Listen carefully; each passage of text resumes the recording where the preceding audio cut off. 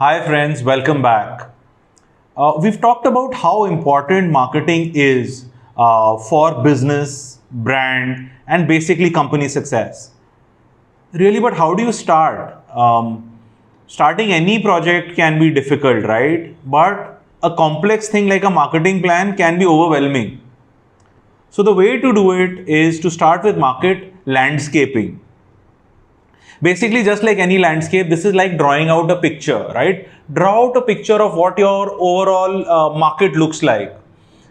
You could start at the top with what your goal or aspiration for this time period, 1 year or 3 year is, right?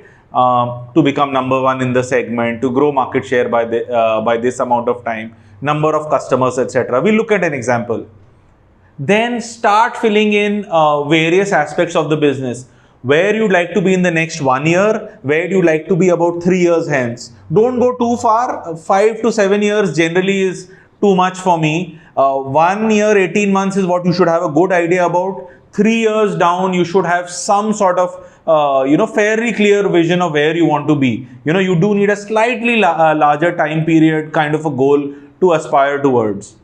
Then put in what else is important. Who are the major customers? Who are the influencers? Now, influencers are those who may not buy the product or may not eat or drink or purchase the product, but they have an influence, like a very close friend who advises you about a medicine brand, your father who might tell you about the car that you want to buy, their experiences.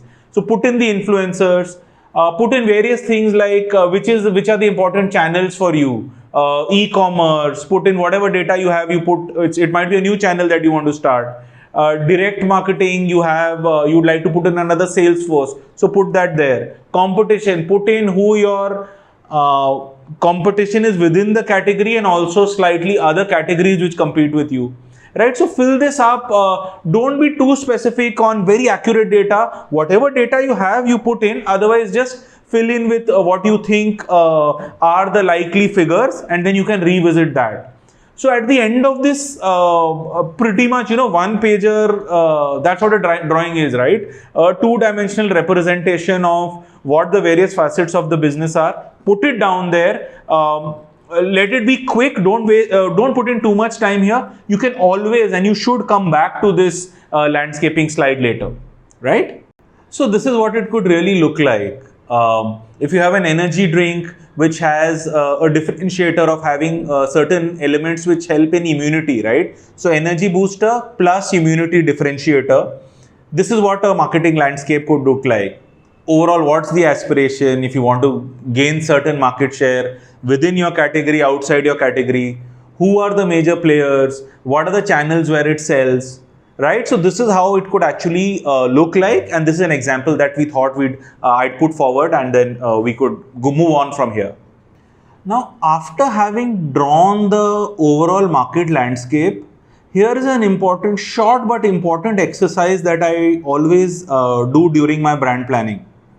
That is, I call it the frame of reference. Okay. Now, not everyone does this, but I find it really important. Now, frame of reference is actually putting a boundary to your market, right? For example, a health drink with immunity booster, it could compete in a small space or a very large space. Now, whatever you decide as the boundary for where you're going to be competing, that is how the consumer will see you. That will define your competition and your messaging. Supposing you go for a narrow space of, say, post-workout drinks, right? So you have very clearly one or two brands that or maybe more brands, but there is a smaller space that you compete in. Now, increase that space a little bit, right? Energy drinks with certain health supplementation. In this case, you would also be competing with Ayurvedic tablets and other such broader market aspects.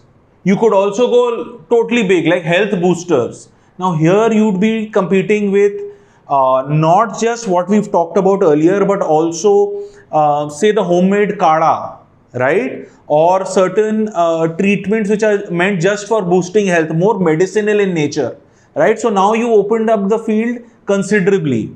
It's important that you understand which of these specific domains that you're competing in, because your resource allocation, your strategy, everything depends on this. Do it in the beginning, or at least have a broad idea and then work on it as you go ahead. You can change it a little bit, but you should have a concrete idea at this space, at this time itself.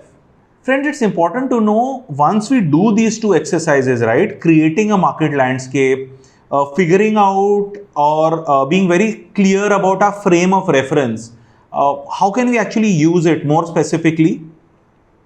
Say you're a large brand owner, right? You have this huge brand which is degrowing.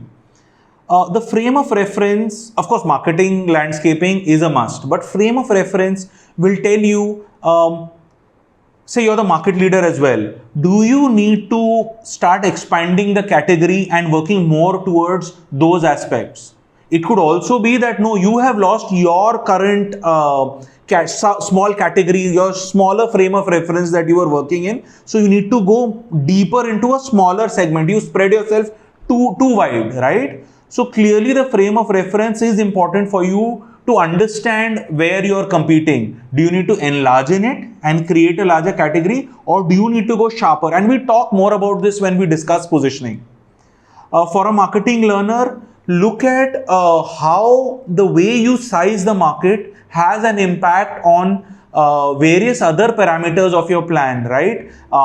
Who you are competing with, what your message elements are, the amount of money you spend. As you look at smaller, larger and largest universe kind of category, you will see all these parameters change. As a business owner, very, very important. Sit down with your marketing teams and sales teams, and you might be handling marketing yourself. Be very clear what is the frame of reference, what is the amount of target market that you will be targeting. According to that, draw out fresh plans, because this itself, this frame of reference definition will give you more ideas on how you have concrete plans designed for specific market sizes, which helps you win. That's it for today, friends. Market definition and landscaping and understanding your frame of reference to compete. The very essentials of starting your brand planning. Thank you.